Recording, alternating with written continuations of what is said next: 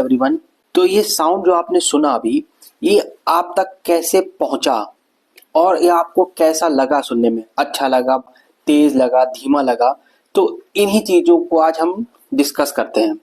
उससे पहले हम लोग ये समझते हैं कि जो ये साउंड प्रोड्यूस हो रहा है, किसी भी चीज से साउंड प्रोड्यूस हो रहा है। जैसे हमने एक यहाँ पे ट्विनिंग फॉर्क ली हुई है, तो ट्विनिंग फॉर्क लेने से पहले अभी ये साइलेंट पोजीशन में रखी हुई है और इसके आगे की जो एयर है, यानी जो मॉलिक्यूल्स हैं एयर के, वो सब नॉर्मल पोजीशन में है, मूव नहीं हो रहा है बिल्कुल भी। लेकिन जब हमने इस ट्विनिंग फॉर्क को मूव कराया, एक आउट स्ट्रोक दिए इसमें और इन स्ट्रोक हुए, जब इसमें कंटिन्यूअस आउट स्ट्रोक और इन स्ट्रोक होते हैं तो क्या होता है?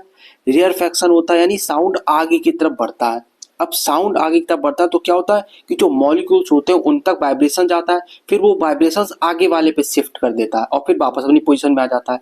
तो इस तरह से देखिए, रेयरफेक्शन, कंप्रेशन, फिर रेयरफेक्शन, फिर कंप्रेशन हो जाता है। तो इस तरह से साउंड हमारा आगे बढ़ता है। तो साउंड जो प्रोड्यूस होता है, यानी साउंड के प्रोड्यूस होने के बाद में उसको एक मीडियम से एक जगह से दूसरी जगह पे जाने के लिए, प्रोपोगेट करने के लिए मीडियम की जरूरत होती है। बिना मीडियम के साउंड हमारा फ्लो नहीं हो पाएगा। इसीलिए सबसे ज्यादा साउंड की जो स्पीड होती है वो सॉलिड में होती है, उससे कम लिक्विड में और उससे कम गैस में। क्यों? क्योंकि इनके जो मॉलिक्यूल्स होते हैं उनकी डिस्टेंस बढ़ती चली जाती है। और अगर हम कहें वैक्यूम में, तो वैक्यूम में साउंड प्रोड्यूस ही नहीं होता, यानी वहां पे आप कितनी भी तेज बोल रहे, चिल्ला लें, लेकिन सामने वाला आपको सुन ही नहीं पाएगा। तो वहां पे साउंड एक जगह से दूसरी जगह पे जा ही नहीं सकता। तो जैसे ये ट्यूनिंग फॉर्क हो गई हमारी, यहां से क्या हुआ, हमने इसको मूव कराया, इसमें वाइब्रेशन हुए। वाइब्रेशन होने के बाद में क्या हुआ, ये अपने आगे जो इसके मॉलिक्यूल्स है एयर को, इनको इन्होंने वाइब्रेट किया, शिफ्ट कर दिया यहाँ से, और इस डायरेक्शन जा रही है और कहाँ तक पहुंच रही है? हमारे ईयर तक। क्यों? क्योंकि हमारा ऑर्गन ही ईयर है जो सुन पा रहा है, इनको ऑब्जर्व कर पा रहा है। तो जैसे ये साउंड चलते हैं, जैसे देखिए ये साउंड जा रहा है, वाइब्रेशंस हो रहे हैं, ये एक नोट दिखाया गया आपको, ये तो ये कहाँ तक जा रहा है? ईयर तक। और इसके आगे हमने ये हाथ, ये ईयर में क्या किया, हमने हाथ लगा लिया। क्यों? जैसे अब आप सुन रहे हो किसी को और वो धीमे बोला, तो आप इस तरह से, जैसे ये डायग्राम में हाथ लगाए हुए, इस तरह से अगर आप हाथ लगाएंगे तो आपको जो वॉइस होगी वो थोड़ा तेज सुनाई देगी। तो इस तरह से हमारा ये ईयर इन साउंड को सुन पा रहा होता है। तो जो आज का हमारा टॉपिक है वो क्या हो जाएगा? Human ear. तो इसी को हम लोग आज डिस्कस करते हैं। तो ह्यूमन ईयर जो है ऑर्गन है हमारा, हेयरिंग और इक्विलिब्रियम के काम आता है, यानी हम इससे सुन भी सकते हैं और ये हमारी बॉडी में बैलेंस भी रखता है, यानी स्टेट ऑफ बैलेंस। इक्विलिब्रियम क्या होता है? स्टेट ऑफ बैलेंस, यानी हमारी बॉडी को बैलेंस बनाने में भी ये हेल्प करता है। तो हम कहते हैं इसको ईयर्स। तो study of structures, function and diseases of year is called ऑटोलॉजी, यानी जो ईयर का फंक्शन की, स्ट्रक्चर इसका और इसमें होने वाले डिसीजेस को जो स्टडी करते हैं उसको कहते हैं ऑटोलॉजी। और जो इसका स्पेशलिस्ट होता है उसको कहते हैं ऑटोलैरिंगोलॉजिस्ट। क्या कहते हैं उसको? ऑटोलैरिंगोलॉजिस्ट। ये हमारा ENT स्पेशलिस्ट होते हैं, ENT स्पेशलिस्ट होते हैं, क्योंकि जिसमें E क्या है? ईयर, N क्या है? नोज, और T क्या है? टीथ, न T क्या है? थ्रोट। तो ये ENT जो स्पेशलिस्ट होते हैं वो एक ही होते हैं जो तीनों चीजों को ये देखते हैं, क्योंकि ये तीनों चीजें आपस में कनेक्टेड होती हैं। तो जो ईयर होता है, ईयर कंसिस्ट होता है 3 कंपार्टमेंट से। 3 कंपार्टमेंट होते हैं ईयर के, यानी एक हम जो बाहर की तरफ देख पा रहे हैं और अंदर के भी होते हैं। तो 3 कंपार्टमेंट कौन से हो गए? आउटर ईयर, मिडल ईयर और इनर ईयर। यानी बाहर का तो कान आप सबने देखा ही है। अगर हम देखें तो अंदर इस तरह से कुछ होता है, ये बाहर का ही पोर्शन हो गया, ये पोर्शन और ये पोर्शन। तो इस तरह से इसके 3 कंपार्टमेंट होते हैं, आउटर, मिडल और इनर कंपार्टमेंट। तो हम लोग जो देखते हैं, पहले आउटर ईयर को डिस्कस करते हैं। तो आउटर ईयर क्या है? Part of the ear which we see outside the head, यानी अपने जो सर के बाहर देख पा रहे हैं उसको हम कहते हैं आउटर ईयर। तो इसमें सर के बाहर जो आप पार्ट देख पा रहे हैं कान का, वो वाला हो गया। और साथ में अंदर कैनाल भी है, वो भी हमारे आउटर ईयर में ही है। तो जो बाहर का ब्रॉड पार्ट है, ये जैसे ये डायग्राम में देखिए, ये पार्ट, ये इसको हम कहते हैं पिन्ना। जैसे जिसको आप शैतानी करने पे, आप पढ़ाई ना करने पे जो खींचा जाता है, तो वो हमारा क्या हो जाता है? पिन्ना। इसका और भी फंक्शन होता है खींचने के अलावा, वो भी बताएंगे। और इसके बाद में जो 2 और 3 सेंटीमीटर लॉन्ग पैसेज होता है उसको हम कहते हैं ईयर कैनाल। तो ये बाहर का पोर्शन पिन्ना और ये ईयर कैनाल हो गए। ये तो ईयर कैनाल में क्या होता है? ईयर कैनाल में सेरेमोनस ग्लैंड्स होती हैं। यानी ईयर कैनाल जो है इसमें हेयर होते हैं और सेरेमोनस ग्लैंड होती है। ग्लैंड में यानी मोडिफाइड स्वेट ग्लैंड्स होती हैं। इसमें क्या है? हेयर भी है और इससे सेरेमोनल ग्लैंड होती है, इससे वैक्स सेक्रेशन होता है। तो वैक्स जब सेक्रेशन होता है तो ये क्या करती है? हेल्प करती है प्रिवेंट करने में, रोकने में। किसको रोकने में? जो डस्ट के पार्टिकल्स है ना, धूल उड़ती है तो धूल आ जाती है, या छोटे मोटे कीड़े स्मॉल इंसेक्ट्स कान में घुस जाते हैं, तो ये अंदर ना चले जाएं। तो क्या होता है कि ये वैक्स में ही चिपक जाते हैं या हेयर में ही फंस जाते हैं, तो वो यहीं पे रह जाएं। और उसकी हम जब कान की सफाई कर लें तो उसको बाहर निकालते हैं। तो ये काम करता है हमारा। उसके बाद में एक टाइटली स्ट्रेच्ड मेम्ब्रेन भी होती है, जिसको हम कहते हैं ईयर ड्रम या टिम्पनम। ये जैसे ये डायग्राम देखिए, ये वाला जो पोर्शन दिख रहा है ये ईयर ड्रम होता है। ये क्या करता है? ये सेपरेट करता है किसको? तो आउटर ईयर को मिडल ईयर से। जो आउटर ईयर था, हम लोगों ने ऊपर देखा था कि आउटर ईयर वाला पोर्शन हो गया, यानी जिसमें पिन्ना आ गया और ईयर कैनाल आ गया, इसको सेपरेट कर रहा है किससे? मिडल ईयर से। तो ये पोर्शन होता है हमारे कान का आउटर ईयर वाला। फिर अगर हम बात करें मिडल ईयर, तो मिडल ईयर में क्या होता है? मिडल ईयर में 3 स्मॉल बोन्स होती हैं, कंसिस्ट ऑफ 3 स्मॉल बोन्स। कौन कौन सी?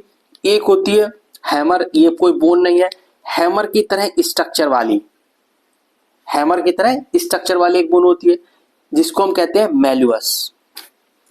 एक बोन होती है एनविल स्ट्रक्चर वाली। एनविल आपने देखा है, जो हमारे लोहार होते हैं, ब्लैक स्मिथ होते हैं, लोहार होते हैं, जब किसी चीज को ठोकते पीटते हैं, किसी लोहे को हैमर से, हथौड़े से, तो वो इसके ऊपर ही रखते हैं और फिर इसको पीटते हैं, चोट देते हैं, तो उसको हम कहते हैं एनविल। तो इस तरह का स्ट्रक्चर लगता है, उसको हम कहते हैं इनकस। और एक हमारी, जैसे ये हॉर्स है, हॉर्स पे जब हॉर्स राइडिंग करते हैं तो यहाँ पे जब हम पैर रखते हैं जिस जगह पे, उसको हम कहते हैं स्टिरअप। तो इस स्ट्रक्चर की होती है एक बोन, जिसको हम कहते हैं स्टेपस। और स्टेप्स जो हमारी होती है ये स्मॉलेस्ट बोन होती है, smallest bone of the human body. तो लॉन्गेस्ट बोन कौन सी होती है? तो वो आप में कमेंट में बताएगा कि लॉन्गेस्ट बोन कौन सी है ह्यूमन बॉडी में। लॉन्गेस्ट बोन कौन सी है वो कमेंट में बताएगा। तो 3 बोन्स हो गई, मेलुअस, इनकस और स्टेपस। मेलुअस है वो हैमर की तरह है, इनकस एनविल की तरह है और स्टेपस स्टिरअप की तरह है। तो ये आपस में 3 होती है मिडल ईयर में। जैसे ये देखिए, ये मिडल ईयर में ये हो गई आपकी, ये वाली बोन है मेलुअस, मेलुअस, ये वाली हो गई मेलुअस। और देखिए लग रही है ना हैमर की तरह, क्योंकि इसका भी जब वर्किंग में बताऊंगा तब ये कि ये चोट मार रही है। किस पर मार रही है? इनकस पे, इनकस के साथ में जुड़ी हुई है। और ये वाली जो है, ये देखिए, ये तो बिल्कुल देखने में ही लग रही है किसकी तरह है? स्टिरअप की तरह। इसको हम कहते हैं स्टेप्स। तो ये जो है हमारी सबसे छोटी बोन होती है। तो ह्यूमन, मेलुअस, इनकस और स्टेपस, ये 3 बोन होती है हमारी। और साथ में मिडल ईयर जो होता है हमारा, इसमें एक और होती है, ये स्टोकियन ट्यूब और होती है। ये क्या करती है? ये हमारे थ्रोट तक ओपन होती है, जाके थ्रोट में ओपन होती है। और ये जो यहाँ पे ईयर का प्रेशर है, यानी ये जो पूरा हमारा मिडल ईयर है पूरा तो बंद है, तो यहाँ पे एक बोन, ये ट्यूब दे दी गई है, जिससे यहाँ पे जो ईयर का प्रेशर है वो बैलेंस बना रहा है। अगर प्रेशर कम या ज्यादा होगा, जैसे आपने कभी देखा होगा कि रूम का डोर है, अगर सब तरफ से वेंटिलेशन बंद है और रूम का डोर आप एकदम तेजी से खोलिए तो अंदर से एकदम से डोर वगैरह विंडो के सब हिल जाते हैं, नहीं? तो वो क्या होता है? ईयर का प्रेशर होता है। तो यही प्रेशर हमारा यहाँ पे ना हो, इसलिए यहाँ पे क्या है? एक स्टेकियन ट्यूब दे दी गई है। तो ये हमारा हो गया मिडल ईयर का पोर्शन।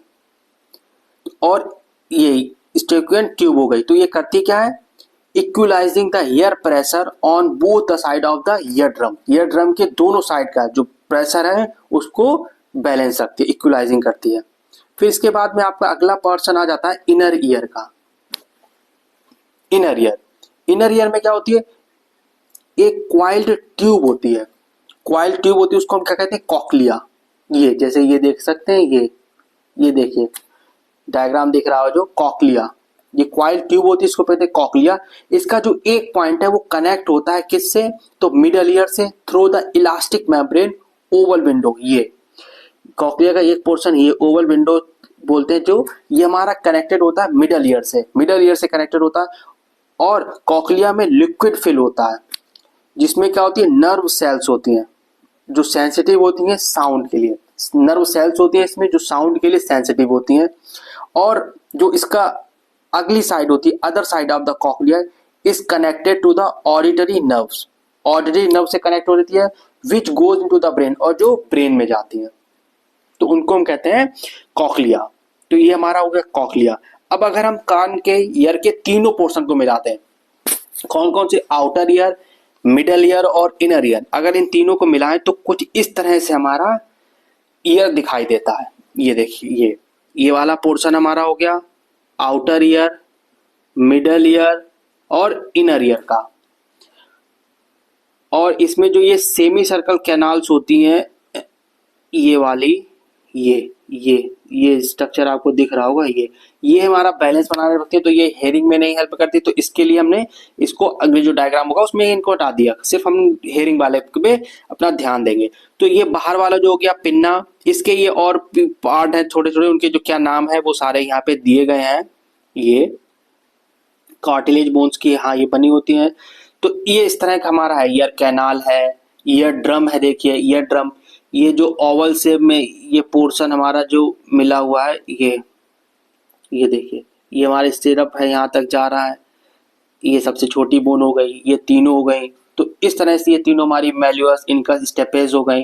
कॉक्लिया हो गया, ये आगे से यहाँ वेस्कुलर नर्व है, कॉक्लियर नर्व, ये हमारे ब्रेन तक जा रही हैं। ये यूस्टेकियन ट्यूब हो गई। तो ये जब हम तीनों पोर्शन को मिला देंगे तो इस तरह से हमारा ईयर का स्ट्रक्चर कुछ दिखाई देता है। तो आई होप आपको इस ईयर के तीनों पोर्शन समझ में आ गए, आउटर ईयर, मिडिल ईयर और इनर ईयर। हाँ, चलिए अब हम लोग वर्किंग ऑफ ईयर को देखते हैं। तो ईयर की हम वर्किंग को समझते हैं, तो ध्यान से देखिएगा। हाँ, क्या होता है, जैसे ये तबला रखा हुआ है, तबला बजाना आता है किसी को? चलिए, हमने यहाँ पे तबला को बजाया, तबला बजाने से क्या हुआ, साउंड प्रोड्यूस हुआ। तो अब आप समझ गए होंगे कि साउंड यहाँ से तबला से चला और कोई मीडियम है, यानी ईयर वगैरह है, ईयर है, तो साउंड यहाँ से निकला और आगे बढ़ा। अगर वही वैक्यूम होता तो हमें पता ही नहीं चलता, कोई कितना भी तबला बजाता रहता। तो साउंड प्रोड्यूस हुआ बॉडी से और अब हमारे ईयर तक पहुंचा, तो हम लोग ईयर को लगा लेते हैं अपने पूरा। तो साउंड वेव्स एंटर हियर, कहाँ से एंटर होती हैं, पिन्ना से। पिन्ना हमारा इसीलिए इस तरह से स्ट्रक्चर है इसका कि जो साउंड प्रोड्यूस हो रहा है तो ये हर डायरेक्शन में जा रहा है। ऐसा तो है नहीं कि एक ही डायरेक्शन में चल रहा है, तो हर डायरेक्शन में जा रहा है। तो ज्यादा से ज्यादा जो वाइब्रेशन हो वो हमारे कान तक पहुंच सके, इसलिए इस तरह से हमारा कान डिजाइन किया गया है। अब यहाँ पिन्ना से साउंड आगे बढ़ता है और हमारे ईयर कैनाल तक पहुंचता है, और ईयर कैनाल से कहाँ पे स्ट्राइक करता है, जाके ईयर ड्रम पे। ये ईयर ड्रम पे हमारा साउंड स्ट्राइक करता है आगे। ईयर ड्रम पे साउंड जब स्ट्राइक करता है तो क्या होता है, ईयर ड्रम हमारा वाइब्रेट करने लगता है। और ईयर ड्रम जब हमारा वाइब्रेट होता है, कैसे वाइब्रेट होता है कि साउंड यहाँ पे आया, अब यहाँ पे हमारे ईयर कैनाल का प्रेशर इंक्रीज हो गया कि साउंड पड़ा आके। अब इससे प्रेशर इंक्रीज होने से जैसे साउंड ईयर ड्रम पे आया, ये अंदर की तरफ दब गया, अंदर की तरफ दबा ये, और अब इधर से इधर प्रेशर लगा तो ये बाहर, इधर ईयर कैनाल में हमारा प्रेशर फिर कम हुआ तो फिर ये इधर की तरफ आया। तो इससे ये क्या होता है, back and forth rapidly vibrate होता है, और इसके वाइब्रेट होने से ये मिडल ईयर तक पहुंचता है। फिर इसके बाद में साउंड, और मिडल ईयर में हमने क्या देखा था, 3 बोन्स होती है हमारी, 3 टाइनी बोन्स। क्या कहते हैं इनको, 3 टाइनी बोन्स को, year ossicles, ear ossicles. Sound यहाँ पे आता है। अब वाइब्रेशन जब ये आए यहाँ पे तो क्या होता है, ये देखिए इस स्ट्रक्चर में पड़ता है, ये हमारी हैमर लाइक स्ट्रक्चर है। इस वून को हम क्या कहते हैं, ये आप हमें बताइएगा, अब नाम तो हमके बता चुके हैं। तो हैमर लाइक स्ट्रक्चर बोन पे पड़ा। अब ये हैमर से किस पे जाएगा, एनविल पे। तो अब हैमर ने चोट मार दी एनविल पे, ये देखिए एनविल जैसा स्ट्रक्चर लग रहा है या नहीं, तो ये एनविल पे। और यहाँ से फिर साउंड की जो वाइब्रेशन है वो आगे गई स्टिरअप पे, अब स्टिरअप पे पड़ती है जाके। तो वाइब्रेशंस कंटिन्यूसली आगे बढ़ते चले जा रहे हैं। तो जो देखिए ईयर ड्रम का हमने कहा कि साइज इतना ज्यादा है लगभग, और स्टिरअप का साइज छोटा सा है। तो जब छोटे से साइज पे वाइब्रेशंस पड़ रहे हैं तो क्या होगा कि साइज छोटे होने की वजह से, यानी जब हम किसी चीज पे प्रेशर लगाएं, जैसे हम कहें कि आप अपने हाथ को एक पूरे हाथ से दबाएं और फिर एक थंब से दबाएं, तो देखना किस में उतने ही फोर्स है। तो देखना जब छोटी जगह से आप दबाएंगे तो ज्यादा प्रेशर पड़ेगा, यानी एरिया कम प्रेशर ज्यादा। तो यहाँ पे वाइब्रेशन तेज हो जाते हैं, लगभग कितने तेज हो जाते हैं, 20 टाइम्स। तो ये जो वाइब्रेशंस होते हैं ईयर ड्रम पे, इनको ये ईयर ऑसिकल्स जो होती है, जो तीनों बोन्स होती है, इसको 20 टाइम्स कर देती हैं। और ईयर ऑसिकल्स के बाद यानी ये इसको एम्पलीफाई करने का काम कर रहे हैं। उसके बाद में जो वाइब्रेशंस हैं ये कहाँ, ओवल विंडो से होके कहाँ पहुंचते हैं, कॉकलिया में। कॉकलिया क्या होती है, हमारी हेयरिंग की जगह, ऐसे कान में जो हम जहां से सुनते हैं, यानी वो पॉइंट हो गया हेयरिंग का। हेयरिंग का पॉइंट हमारा क्या हो गया, कॉकलिया हो गया। तो कॉकलिया तक पहुंचती है। कॉकलिया में क्या होता है, यहाँ पे स्पेस लिक्विड फिल्ड होता है। ये कॉकलिया पूरे हमारा जो ये स्पाइरल शेप का जो स्ट्रक्चर दिख रहा है, ये हमारा कॉकलिया हो गया। और कॉकलिया में क्या है, यहाँ पे लिक्विड फिल है, लिक्विड है कॉकलिया में, जिसमें क्या है, स्पेशल टाइप की सेंसरी सेल्स हैं जो इन वाइब्रेशन को ऑब्जर्व करती हैं। और इनको एब्जॉर्व करने के बाद में ये क्या करते हैं, जैसे देखें जब वाइब्रेशन की यहाँ पे 20 टाइम्स इंक्रीज करने की जरूरत क्या पड़ी, क्योंकि लिक्विड में आ गया, ये थोड़ा डेंस हो गया। एयर से लिक्विड में अगर चल रहा है तो डेंस हो गया, तो यहाँ पे वाइब्रेशन तेज होने चाहिए, इसलिए वाइब्रेशन की स्पीड को बढ़ाई। और यहाँ जो लिक्विड होता है इसमें क्या है, इसमें स्पेशल टाइप की सेल्स होती है जो क्या करती हैं, तो ये जो वाइब्रेशंस होते हैं इनको कन्वर्ट कर देती हैं किसमें, इलेक्ट्रिकल इम्पल्स में। तो इलेक्ट्रिकल इम्पल्स में जब इनको कन्वर्ट कर देती हैं, फिर ये उसके बाद यहाँ से ब्रेन तक पहुंचा दी जाती है सारे साउंड। और ब्रेन में क्या करता है, ब्रेन इनको डिकोड कर लेता है। तो ऑडियो नर्व्स के थ्रू ब्रेन तक जाती है और ब्रेन इनको डिकोड कर लेता है।